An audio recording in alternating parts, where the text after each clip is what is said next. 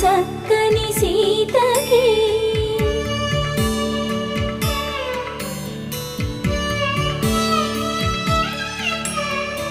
ఎర్ర జాబిలి చేయి